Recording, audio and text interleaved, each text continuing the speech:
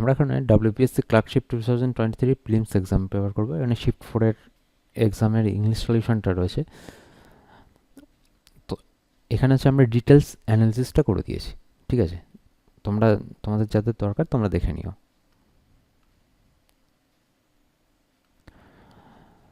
প্রথম বলেছে যে a word that is spelled or pronounced like another word but have completely different meaning is known as, কি নামে পাবে? একটা ওয়ার্ড যেটা হচ্ছে একই রকম উচ্চারণ, দুটো ওয়ার্ড উচ্চারণ একই কিন্তু মানে বানান বা উচ্চারণ একই কিন্তু মানে আলাদা, তাদেরকে কী বলবো? সমুচ্চারিত ভিন্নাত্মক শব্দ, হোমোনিম। একই ধ্বনি বিশিষ্ট ভিন্নাত্মক শব্দ, ঠিক আছে? ইংরেজিতে তাকে বলা হয় কি? Homonym.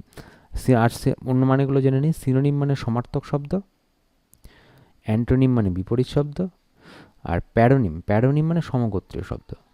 An animal that feeds on plants is called, একটা পশু যে গাছপালা খায় তাকে কি বলবো আমরা? হার্বিভোরাস মানে শাকাহারী বা তৃণভোজী, এক কথায় বলতে পারি। আর কার্নিভোরাস অন্য মানেগুলো দেখে নিই। কার্নিভোরাস মানে কি? মাংসাশী। ইনসেক্টিভোরাস মানে কি? পতঙ্গভুক। ওমনিভোরাস মানে হচ্ছে সর্বভুক। What is the noun form of restrict?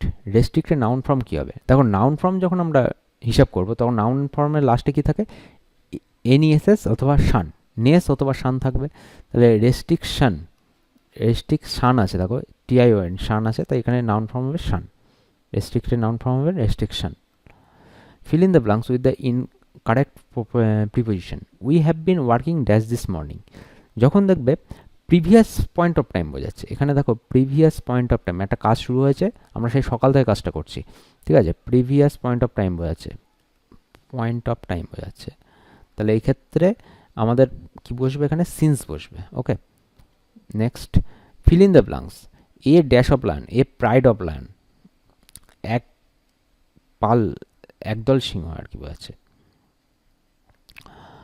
Choose the correct word to complete the following sentence. My research focus on the dash half of the 18th century, 18 শতকের পরবর্তী, ঠিক আছে? Half of the 18th century, তাহলে পরবর্তী ঘটনা বোঝাচ্ছে এখানে। মাই research আমার যে গবেষণা কোনটার উপর ফোকাস করেছে সেটা বোঝাচ্ছে কি? 18 শতকের পরবর্তী অধ্যায়, মানে 18 শতকের অর্ধেকের পরবর্তী অধ্যায়ের কথা বোঝাচ্ছে। এখানে হবে later. Identify the clause in the following sentence. এখানে যে ক্লজটা আছে সেই ক্লজটা বের করতে বলেছে। এখানে ক্লজ বলতে এখানে দুটো ক্লজ আছে। নিহা প্লেড হোয়েন ইভিনিং কেম। দেখো নিহা প্লেড, এখানে এই সেন্টেন্সটার দিকে যদি লক্ষ্য করি আমরা, Neha played when evening came, এই যে নিহা প্লেড, এটা কিন্তু একটা আমাদের কি মেন ইন্ডিপেন্ডেন্ট ক্লজ। আর হোয়েন আমরা জানি কি? হোয়েন হচ্ছে সাবঅর্ডিনেট কনজাংশন। আর এই হোয়েন ইভিনিং কেম, এটাকে আমরা একসাথে কি বলবো? Dependent clause. এখানে অ্যাকচুয়ালি ডিপেন্ডেন্ট ক্লজটা জানতে হয়েছে। তাহলে Neha played when evening came, তাহলে এখানে ডিপেন্ডেন্ট ক্লজ কি কোনটা হবে? When evening came. Option C হচ্ছে এখানে রাইট অপশান হবে। ডিপেন্ডেন্ট ক্লজ কি হয় না? একটা ক্লজ অন্য ক্লজের উপর নির্ভর করে থাকে। Choose the correct plural form. Daughter in law plural form daughter in লই হবে। তাহলে অপশান 1 হচ্ছে রাইট অপশান হবে আমাদের। What is the antonym of confirm? এই কনফার্ম শব্দটার আগে মানে জানতে হবে। কনফার্ম মানে হচ্ছে মেনে চলা। কনফার্ম মানেই হচ্ছে মেনে চলা। তাহলে কনফার্মের বিপরীত কি হতে পারে? রিবেল মানে বিদ্রোহী। কোনো কিছু আমি মানছি না তার মানে বিদ্রোহ করছি, বিদ্রোহী এটা হতে পারে। হাইড মানে লুকানো। কনফ্লিক্ট মানে কি? কনফ্লিক্ট মানে তর্কের অবশেষ, মানে একটা যে জিনিসটা মানার কথা বলছে সেটা মানছে না, তর্ক হচ্ছে একটা, ঠিক আছে? তর্ক করছে। ট্রাস্ট মানে হচ্ছে বিশ্বাস। তাহলে এখানে দুটো মানে হতে পারে, রিবেল আর কনফ্লিক্ট দুটোই হবে। তাহলে অপশান বোথ 1 and 3, এই option is the right answer. Identify the type of the underline noun. Wisdom is always better than strength. এই উইজডম শব্দটার নাউন আন্ডারলাইন, এটা কী ধরনের নাউন? উইজডম মানে কী বলেছে? জ্ঞান বা প্রজ্ঞা। তাহলে নাউনের আমরা 5টা ভাগ জানি: কালেকটিভ নাউন, কমন নাউন, আর মেটেরিয়াল নাউন, অ্যাবস্ট্রাক্ট নাউন, আর নেম বোঝাচ্ছে একটা। তা এই ক্ষেত্রে উইজডম যেটা হচ্ছে, উইজডম দেখো প্রজ্ঞাকে একটা বিমুক্ত কোয়ালিটি বোঝাচ্ছে, কোয়ালিটি রিপ্রেজেন্ট করছে, তাই না?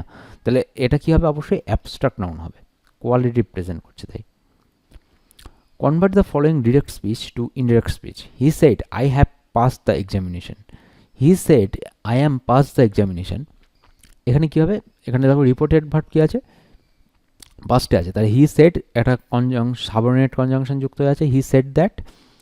আই হ্যাভ, এখানে আছে আই হ্যাভটা হ্যাড হয়ে যাবে, যেহেতু পাস্টে আছে সেটটা, রিপোর্টিং ভার্ব পাস্টে, তাহলে I had passed the examination. He said that এখানে আইটা হি হয়ে যাবে, তাহলে he said that he had pass the examination, B হচ্ছে রাইট অপশন হবে। Red hot is the compound word that is formed by, দেখো রেড হট দুটোই, লাল কি একটা বিশেষণ বলছে, আমরা জামার রং লাল বলি, আর হট জিনিসটা কেমন, ঠান্ডা না গরম, সেটাও একটা বিশেষণ, মানে দুটো বিশেষণ মিলে তৈরি হয়েছে, তাই জন্য adjective. Identify the correctly spelled word, correctly spelled word কোনটা হবে সেটা আমাদের বলছে। কনোটেশন মানে হচ্ছে সংজ্ঞা বা পদার্থ, আর স্পেলিংটা হবে CO double NO cono TATION, CONNOTATION, connotation, option D right answer. The army dash the travel places as curfew remained in force. তাহলে আর্মি কী করে, সবসময় প্যাট্রোলিং করে, তাই না? আর্মি প্যাট্রোলিং করে মানে টহল দেয় সব জায়গায়, যখনই যেখানে যায়, যেখানে কারফিউ হয় সেখানে আর্মি কী করে, টহল দেয়, তার ইংরেজি মানেটা হবে প্যাট্রোলিং করা। Select the correct form of the simple sentence for the compound sentence mention below. He was not confident, but he appeared for the interview. He was not confident, but he appeared for the interview. Select the correct form of the simple sentence for the compound sentence. এখানে যেটা রয়েছে, এখানে এটা একটা compound sentence, এটার একটা simple sentence বের করতে হবে। তাহলে সিম্পল সেন্টেন্স বের করতে গেলে দেখতে হবে যে এই সেন্টেন্সটার মধ্যে দুটো পার্ট আছে। হি ওয়াজ নট কনফিডেন্ট, সে কনফিডেন্ট নয়, আত্মবিশ্বাসী নয়, but he appeared for the interview, কিন্তু সে ইন্টারভিউতে বা মৌখিকে উপস্থিত হয়েছিল। তাহলে এই যে কনফিডেন্ট না হওয়া সত্ত্বেও সে উপস্থিত হয়েছে, মানে দুটো বিপরীত জিনিস বোঝাচ্ছে না, দুটো বিপরীত ঘটনা ঘটছে এখানে, তাহলে কনফ্লিক্ট হয়েছে। তাহলে একবার বলছে যে সে কনফিডেন্ট নয়, আবার বলছে যে সে ইন্টারভিউতে, অথচ সে ইন্টারভিউতে বসেছে। মানে আমরা ইন্টারভিউ বা পরীক্ষা কখন দিই, আমরা কনফিডেন্ট হলে তখনই যাবো, হ্যাঁ আমরা পারলে তবেই তো পরীক্ষা দিই, এরকম একটা ব্যাপার থাকে। কিন্তু ব্যাপারটা যে উল্টো হয়ে গেছে, যেন সে কনফিডেন্ট নয় তবুও সে পরীক্ষায় গিয়েছে সাহস করে, এটা হচ্ছে ব্যাপার। তাহলে দুটো বিপরীত ঘটনা ঘটেছে, তাহলে এই সেন্টেন্সটা কী হয়েছে, কনভার্টেড ইন্টু সিম্পল সেন্টেন্স করতে হবে আমাদেরকে। তাহলে এখানে ইনস্পাইট, প্রথমে দেখো in spite of not being confident he appeared for the interview, confident না হওয়া সত্ত্বেও সে এতে উপস্থিত হয়েছে, ইন্টারভিউতে উপস্থিত হয়েছে। এখানে যেহেতু দুটো কন্ট্রাক্ট করছে, দুটো কন্ট্রাস্ট করছে দুটো সেন্টেন্সের, দুটো এর মধ্যে, প্রথম সেন্টেন্স আর দ্বিতীয় সেন্টেন্সের মধ্যে, তাই জন্য প্রথমটা হতে পারে আমাদের এটা, আর দ্বিতীয়টা বলছে in spite of lacking in confidence he appeared for the interview, তাহলে এটাও হতে পারে, একই কথাই বোঝাচ্ছে। তাহলে অপশান সিটা হচ্ছে রাইট অপশান, দুটোই হতে পারে, যেহেতু এটাও কনস্ট্রাক্ট করছে এটাও কনস্ট্রাক্ট করছে দুটো সেন্টেন্সকেই, মানে প্রথমটা বিপরীতধর্মী, দ্বিতীয়টা দুটো বিপরীতধর্মী সেন্টেন্সের মধ্যে কনস্ট্রাক্ট করছে। তাই জন্য যখন আমরা কম্পাউন্ড থেকে এতে নিয়ে যাচ্ছি, সিম্পলে নিয়ে যাচ্ছি, তখন ইনস্পাইট অফ দিয়ে করলে মিটে যাবে এটা। The antonym of the word gruelling, gruelling মানেটা কি, গ্রুলিং মানে হচ্ছে কঠোর, গ্রুলিং এই শব্দটার মানেই হচ্ছে আমাদের কঠোর, তার ইংরেজি হচ্ছে easy. From the correct and meaningful sentence by rearranging the following, এখানে রিঅ্যারেঞ্জ করতে হবে এই ফলোয়িং সেন্টেন্সটাকে। তাহলে প্রথমে কি আছে, যে এ জেন্টেলম্যান, প্রথমে এ দিয়েই শুরু হবে, এ জেন্টেলম্যান বি, তাহলে এ জেন্টেলম্যান, তারপরে হচ্ছে who wishes to go abroad to sell has a dog, sorry a gentleman who wishes to go abroad, তাহলে বি, তারপরে সি, এরপরে কী হবে দেখো, তার একটা টু সে, তারপরে হচ্ছে B A has a dog to sell, ওকে।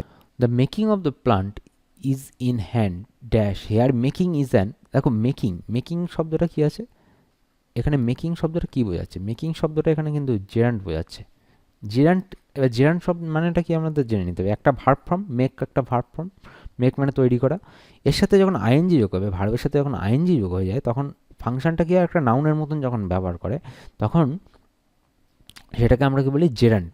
এবার এই নাউনটা কি করে, জেরান্ড সাধারণত কি করে অ্যাকশন বা প্রসেস বা কোনো স্টেটকে রেফার করছে, ঠিক আছে। দ্য মেকিং অফ প্ল্যান, একটা পরিকল্পনা তৈরি হয়েছে নিজের হাতে, ইন হ্যান্ড, হাতে করে একটা পরিকল্পনা তৈরি হয়েছে। তাহলে এই যে পরিকল্পনা তৈরি হয়েছে এখানে ভার্ব, এটা কিন্তু একটা জেরান্ড বোঝাচ্ছে মেকিংকে, ঠিক আছে। হোয়াট ডাজ দ্য ওয়াজ ভার্সিমিলিটিউড, ভার্সিমিলিটিউড মানেটা কি? এই ভার্সিমিলিটিউড শব্দটার মানে হচ্ছে আমাদের truth, the appearance of being truth or real, কোনো কিছুর সম্বন্ধে সত্য উদ্ঘাটন করার কথা আছে, ঠিক আছে। তাহলে এই ক্ষেত্রে আমরা কি বলতে পারি, ট্রুথ হচ্ছে right option. Select the correct phrasal verb for the underlined word in the sentence. She did not appear for the interview on the time. অ্যাপিয়ারের কারেক্ট ফ্রেজাল ভার্ব কী হবে? Similar phrasal verb. অ্যাপিয়ারের similar phrasal verb হবে turn up. He did not turn up for the interview on time. Turn up মানে কি উপস্থিত হওয়া, ঠিক আছে, বা টার্ন আউট মানে কি? টার্ন আউট মানে হচ্ছে বিতাড়িত হওয়া।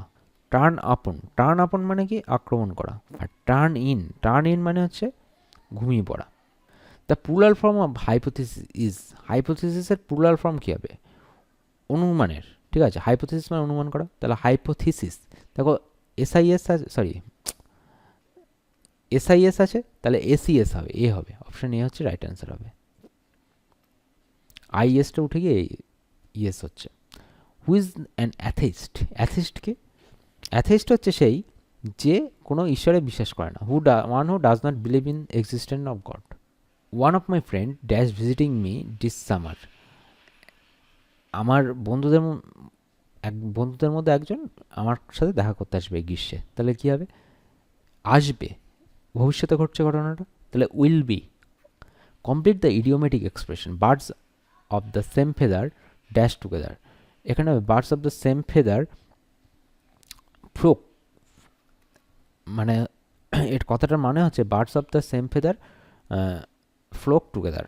এর কথাটার মানে হচ্ছে পিপুল, মানে একই ধরনের মানুষজন যে সব তাদের আচার আচরণ কী হয়, ভিন্ন হয়, এটাই বলতে চাইছে। মানে একই আচরণ বিশিষ্ট মানুষদের কাজকর্ম, তাদের কার্যকলাপগুলো একই রকম হয়, সেটাই বলতে চাইছে আর কি। যেহেতু পাখিরা একসাথে থাকলে যেমন একই রকম আচরণ করে, তাই জন্যই সেটাই এখানে উদ্ধৃত করেছে। Our sir teaches mathematics dash English. Our sir teaches besides, S হবে, দেখো বিসাইডস এখানে অ্যাক্রস বা ওয়ার হবে না, কিন্তু বিসাইডের মধ্যে একটা কনফ্লিক্ট ছিল, কারণ বিসাইডস কেন নিলাম? বিসাইড মানে হচ্ছে পাশে, আর এই বিসাইডস মানে হচ্ছে এই প্রিপোজিশনটা মানে হচ্ছে ইন অ্যাডিশন টু, মানে ম্যাথের সাথে ইংলিশও করান, ঠিক আছে। ইন অ্যাডিশন টু মানে সাথে বা সঙ্গে বোঝাচ্ছে, সাথে বা সঙ্গে বোঝালে তখন বিসাইডস কথাটা ব্যবহার হয়। What is the negative form of the following sentence? Alfred was the best king that ever resigned in England. এর নেগেটিভ ফর্মটা বের করতে হবে। দ্য নেগেটিভ ফর্ম মানে না সূচক, তাহলে Alfred was not the best king that ever resigned in England, তাহলে অপশান সি হচ্ছে রাইট অ্যান্সার হবে। তারপর হলো what is the synonym of lark? লার্কের সিনোনিম মানে কি? লার্ক মানে কি? লার্ক মানে ওত পেতে থাকা, ওত পেতে থাকা কে বলে লার্ক। তাহলে লার্কের সিনোনিম কি হবে? হাইট মানে লুকিয়ে থাকা, সেটাও এক প্রকার ওত পেতে থাকাই বোঝাচ্ছে। That is a fault that will right itself. The underline word has been used as an, এখানে আন্ডারলাইন ওয়ার্ড রাইটটা কী হিসেবে ব্যবহার হয়েছে? Adverb, verb, noun, adjective. এখানে আন্ডারলাইন ওয়ার্ডটা ভার্ব হিসেবে ব্যবহার হয়েছে, কারণ দেখো that is a fault that will right itself, যেটা এখানে সঠিক বলে বিবেচিত হয়েছে, তাহলে এখানে এটা ভার্ব হিসেবে বিবেচিত হয়েছে। Identify the complex sentence from the option below. এখান থেকে কমপ্লেক্স সেন্টেন্স কোনটা আছে সেটা বের করতে হবে। তো এখানে কমপ্লেক্স সেন্টেন্সের স্ট্রাকচার কী হবে? একটা কমপ্লেক্স সেন্টেন্স যখন গঠন হবে তখন তার স্ট্রাকচারে প্রথম থাকবে হচ্ছে একটা ইনডিপেন্ডেন্ট ক্লজ, তার সাথে থাকবে একটা সাবঅর্ডিনেট কনজাংশন, আর এর সাথে থাকবে হচ্ছে একটা ডিপেন্ডেন্ট ক্লজ। তো এখানে দেখো he must have done his duty, এই অবধিটাকে আমরা কী বোঝাবে, এটা হচ্ছে ইন্ডিপেন্ডেন্ট ক্লজ। এই যে ফরটা আছে না, ফরটা কী বোঝাবে, ফরটা হচ্ছে দেখো সাবঅর্ডিনেট কনজাংশন। আর বাকি যেটা আছে হি থেকে এ কনসেস্টিয়াস ম্যান, কনসেন্টিয়াস ম্যান কী হবে এখানে, ডিপেন্ডেন্ট ক্লজ। ঠিক আছে, তাই জন্য এটা হচ্ছে আমাদের right option, option D. Cartography, cartography is the study of graphic of art, একে আমরা বলি কার্টোগ্রাফি।